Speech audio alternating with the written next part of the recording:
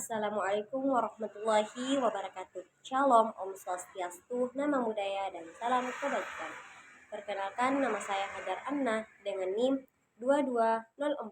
220404502026 dari jurusan Psikologi Pendidikan dan Bimbingan, Program Studi Bimbingan dan Konseling, Fakultas Ilmu Pendidikan.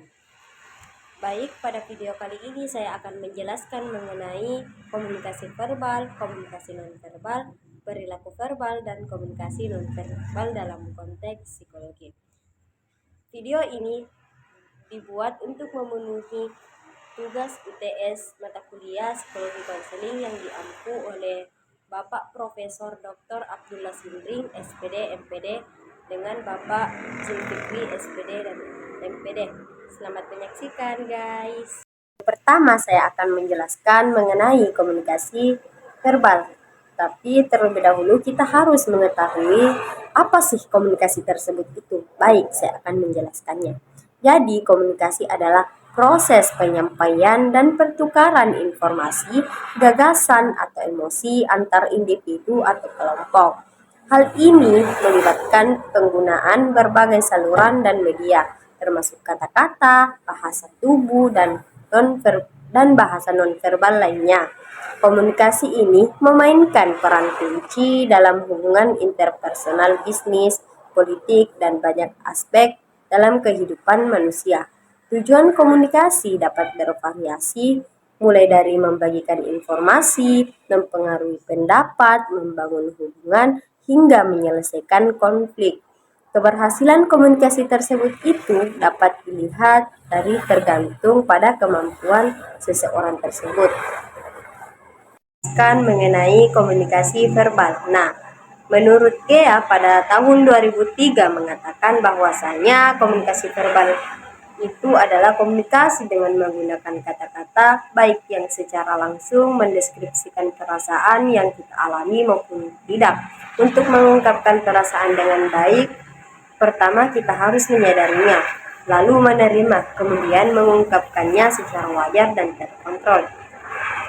Sedangkan menurut Fatima pada tahun 2015 mengatakan bahwasanya komunikasi verbal adalah semua jenis simbol komunikasi yang menggunakan satu kata atau lebih yang biasa disebut dengan kata atau kalimat atau bahasa. Nah, dari kedua pendapat tersebut itu dapat disimpulkan bahwasanya komunikasi verbal merupakan bentuk komunikasi yang dilakukan dengan menggunakan kata-kata baik yang menyatakan perasaan atau pikiran secara langsung atau tidak langsung kepada orang tersebut. Nah, pesan verbal menggunakan kata-kata yang mempresentasikan berbagai aspek realitas yang ada pada diri seseorang. Kata-kata itu berbagai ungkapan perasaan dapat dikemas dalam dua cara, yakni secara vokal atau tulisan dan secara non-vokal atau tertulis. Unsur dari komunikasi verbal yang pertama itu ada bahasa. Nah, pada dasarnya bahasa adalah suatu sistem lambang yang memungkinkan seseorang berbagi makna. Dalam komunikasi verbal, lambang bahasa yang dipergunakan adalah bahasa verbal, baik itu secara lisan atau tertulis pada kertas atau elektronik. Bahasa suatu bangsa atau suku yang berasal dari interaksi dan hubungan warganya satu sama lain. Yang kedua itu ada kata. Nah, kata merupakan inti lambang terkecil dalam bahasa. Kata adalah lambang yang melambangkan atau mewakili sesuatu hal, entah orang, barang, kejadian, atau keadaan. Jadi kata itu bukan orang, barang, atau kejadian. Makna kata tidak ada pada pikiran seseorang, tidak ada hubungan langsung antara kata dan hal. Yang berhubungan langsung hanyalah kata dan pikiran orang. Nah, adapun aspek-aspek komunikasi verbal, yang pertama itu komunikasi lisan. Nah, komunikasi lisan merupakan cara berkomunikasi tatap muka yang dilakukan dalam organisasi, misalnya melalui komunikasi antar pribadi atau kelompok, baik dalam pelaksanaan tugas-tugas organisasi maupun dalam pertemuan formal rapat, penyampaian laporan organisasi, hingga ke pertemuan informal. Komunikasi lisan yang dikenal pula sebagai komunikasi antar pribadi.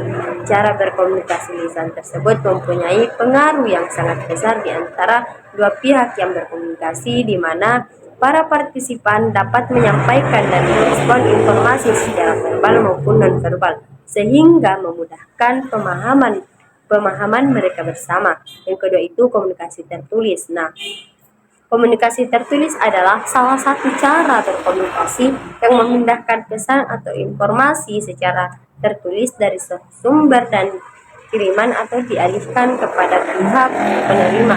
Lazimnya komunikasi tertulis dilakukan melalui surat menyurat.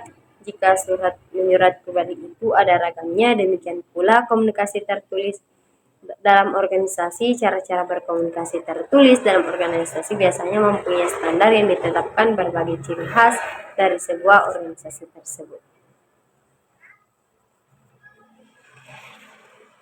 Bentuk-bentuk komunikasi verbal. Yang pertama itu ada komunikasi lisan. Nah, komunikasi lisan ini merupakan cara berkomunikasi tatap muka yang biasa dilakukan dalam suatu organisasi, misalnya melalui komunikasi antar pribadi atau kelompok, baik dalam pelaksanaan tugas-tugas organisasi maupun dalam pertemuan formal atau rapat.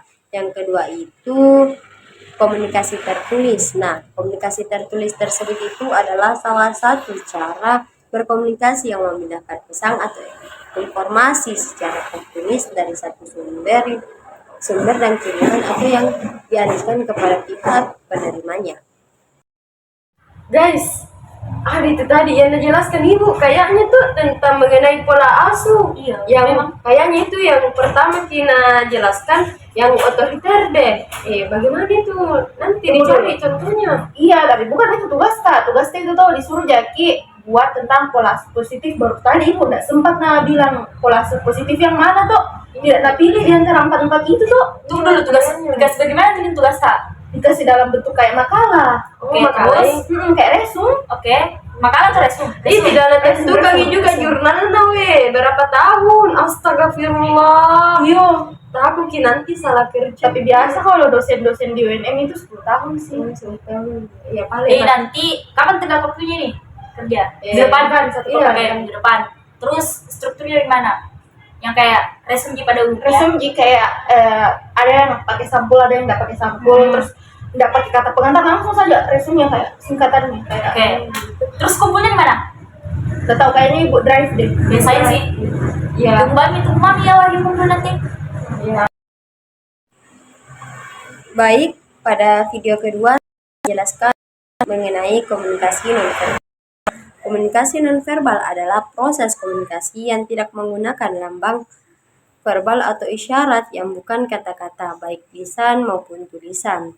Nah, komunikasi ini mencangkup semua rangsangannya dan mempunyai nilai pesan bagi pengirim dan penerima pesan. Nah, sementara itu menurut Haryanto pada tahun 2021 mengatakan bahwasanya komunikasi nonverbal adalah proses komunikasi di mana pesan disampaikan tidak menggunakan kata-kata.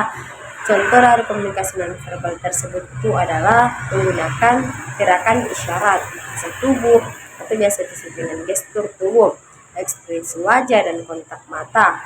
Penggunaan objek seperti pakaian, potong rambut, dan sebagainya.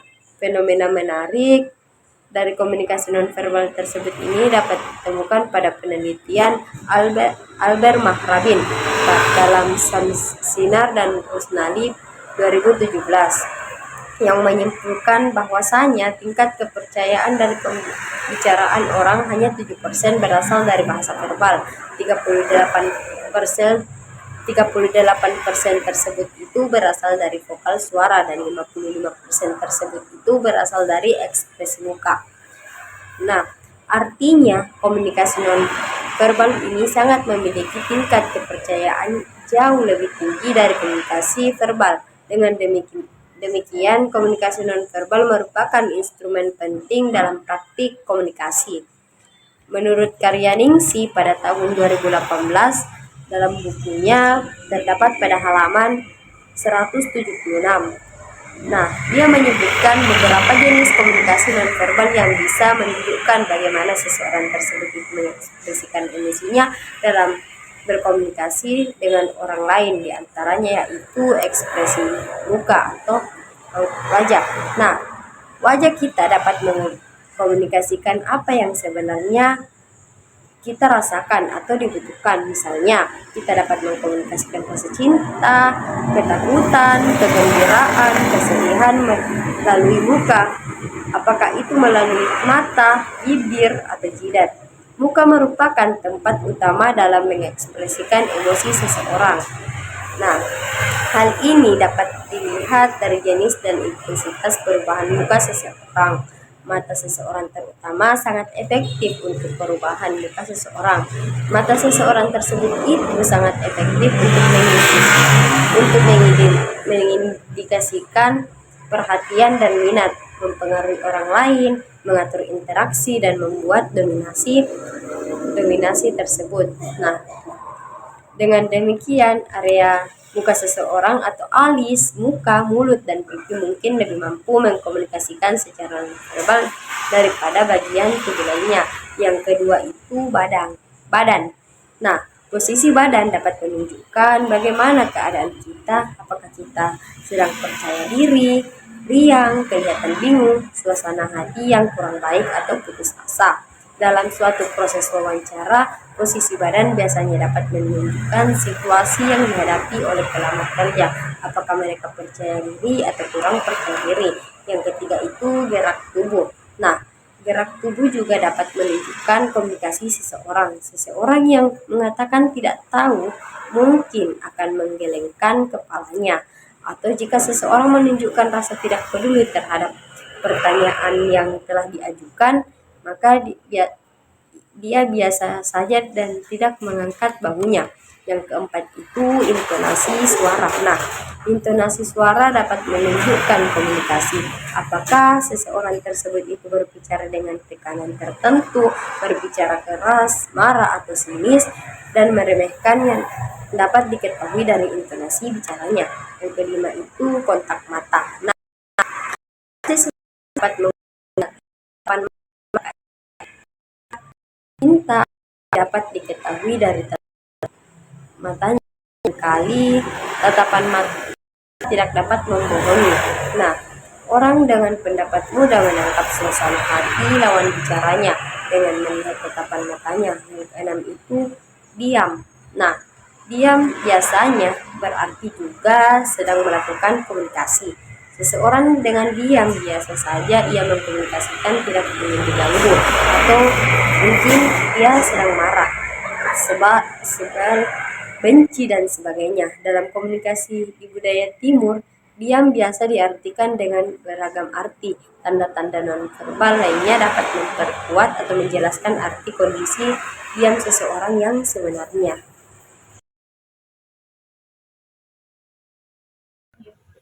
Ini dulu, bukan anak. Adam ko sila ko. Is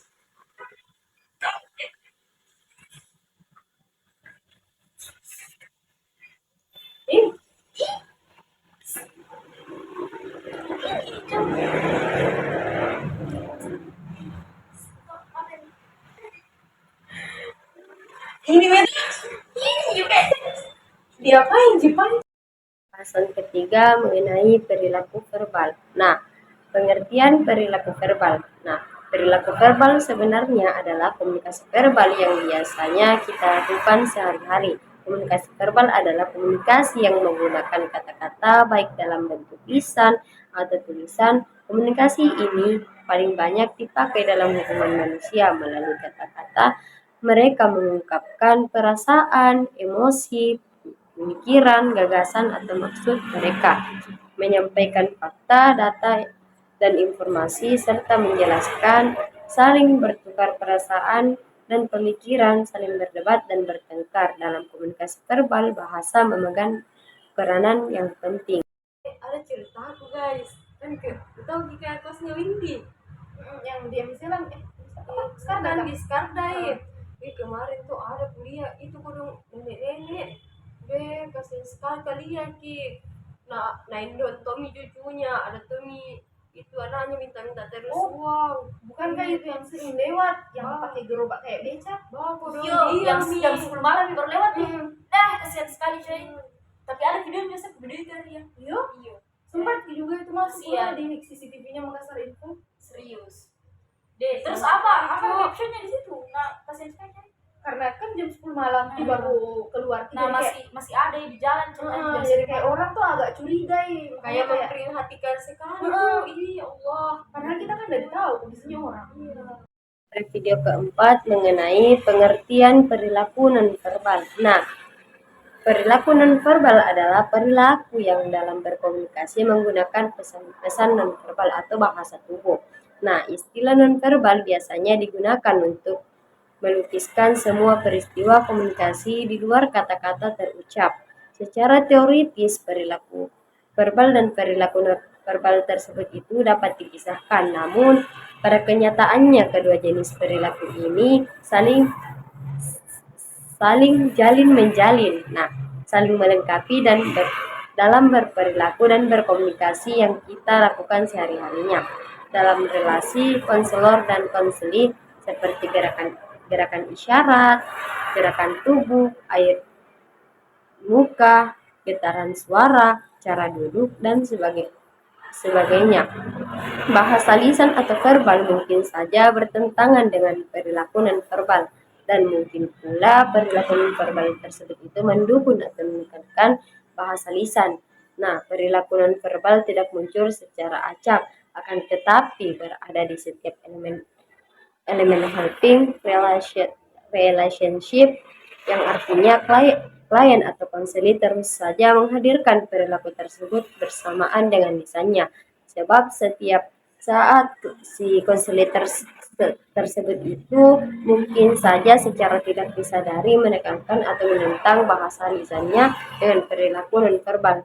Dari pernyataan di atas, maka pengertian dari perilaku verbal tersebut itu adalah mencakup segala ungkapan yang tak disadari dari seorang konseli tersebut dalam bentuk gerakan, isyarat, gerak tubuh, air muka, nada atau getaran suara, dan tarikan nafas. Nah, satu ilmu yang mempelajari bahasa tubuh atau body language yang diberi nama kinesis, yaitu ilmu yang didasari atau pola-pola perilaku yang berhubungan dengan gerak tubuh, termasuk gerakan jari, gerakan bibir, dan mata. Suatu studi atau Julius Spatz pada tahun 1973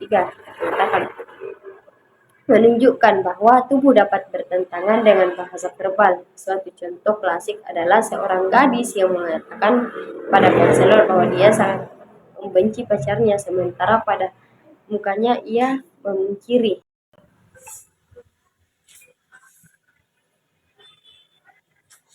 Apalagi